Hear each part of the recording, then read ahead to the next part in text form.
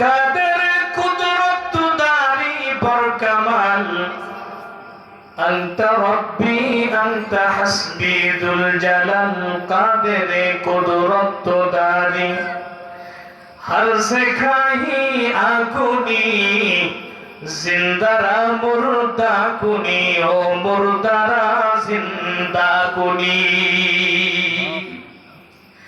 हजार हजार ডাক্তার কবিরাজ মিলে একটা মৃত মানুষকে কোনদিন জীবিত করতে পারে নাই। আল্লাহ পাক রব্বুল আলামিন আপনার আমার নবী ঈসা নবী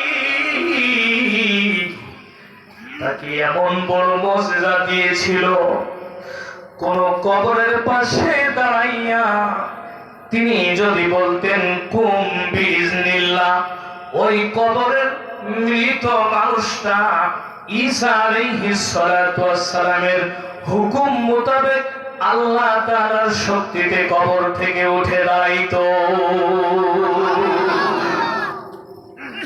এজন্য আল্লাহুস সামাদ, আল্লাহ পেরিয়াস, আল্লাহ মুকাফিক্কির, আল্লাহ শক্তিবান।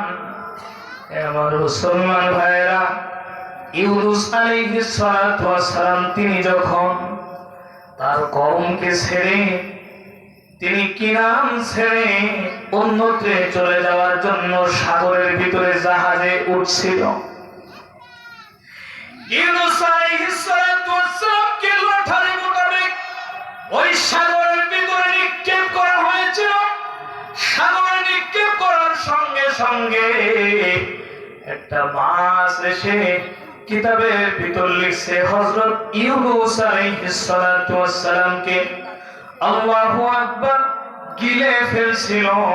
আল্লাহ আরশে আজিম থেকে সিগন্যাল দিয়েছিল, খবরদার মাছ, তোর পেটের ভিতরে যে আছে আমি আল্লাহর মনোনীত মানুষ, আমি ইব্রাহিমকে নমরুদের আগুনে জ্বালাই নাই।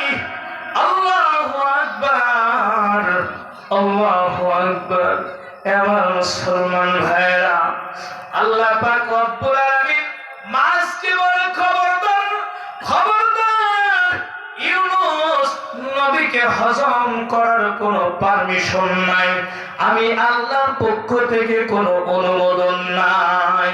ইউনূস নবীকে ৬,০০০ ফিট মতান্তরে কেউ কেউ বলেছেন ২২,০০০ ফিট ওই পানির নিচে মাছটা গিলে হযরত ইউনূস নবীকে পানির নিচে নিয়ে গিয়েছিল।